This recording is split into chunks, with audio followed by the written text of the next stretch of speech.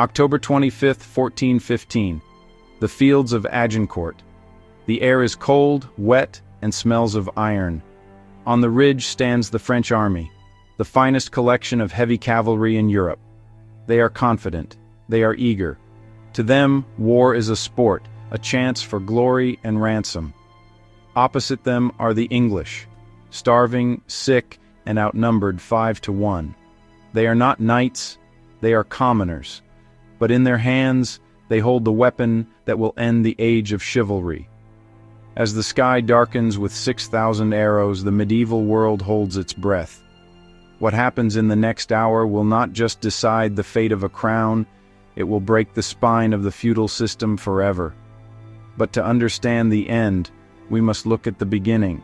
The year is 1337. The tensions between England and France are not just about a crown, they are about money.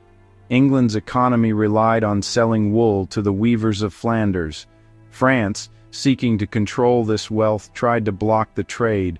The English economy faced ruin. When the French king, Philip VI, confiscated the English territory of Aquitaine, King Edward III of England didn't just negotiate, he did the unthinkable. He declared himself the King of France.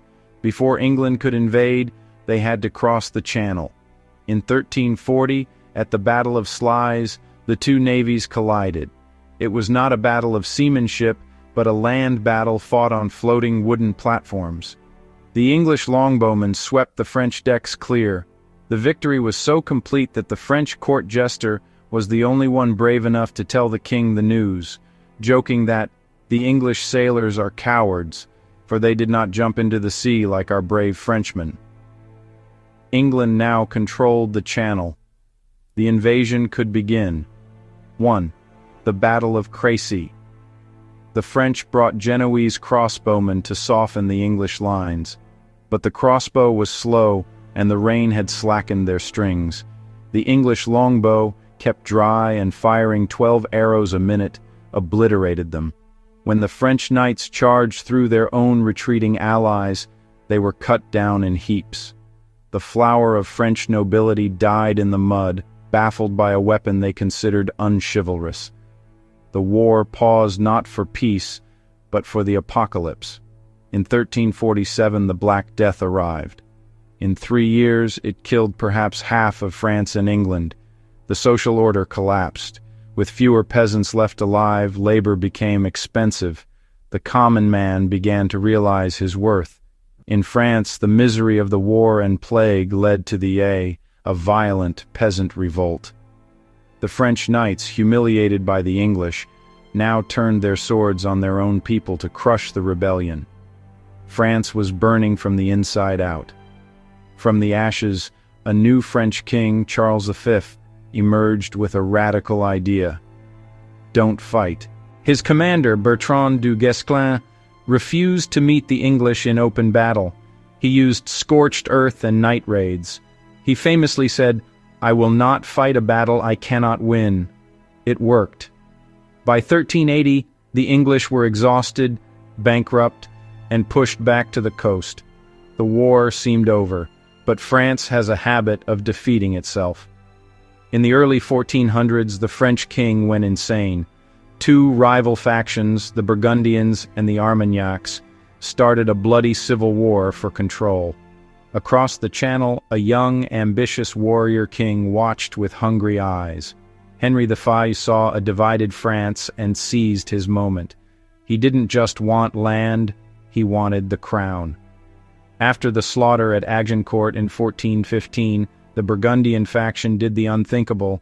They allied with Henry V against their own countrymen. With Burgundian help, Henry V captured Paris.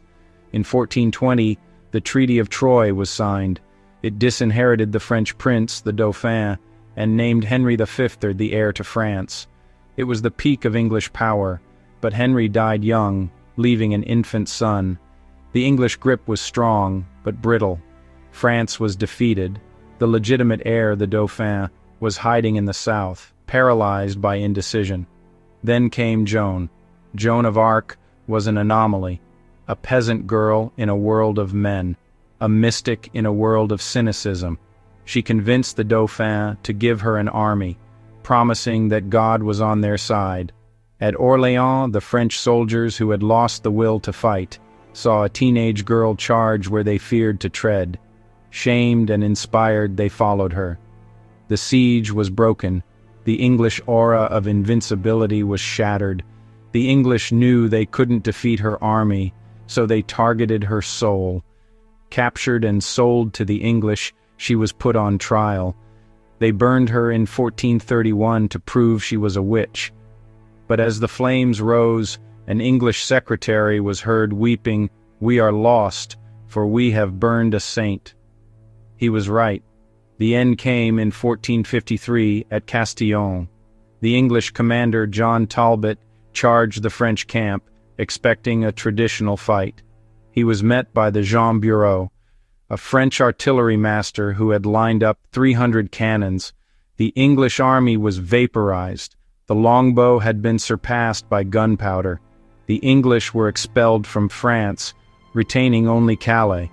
But the consequences were global.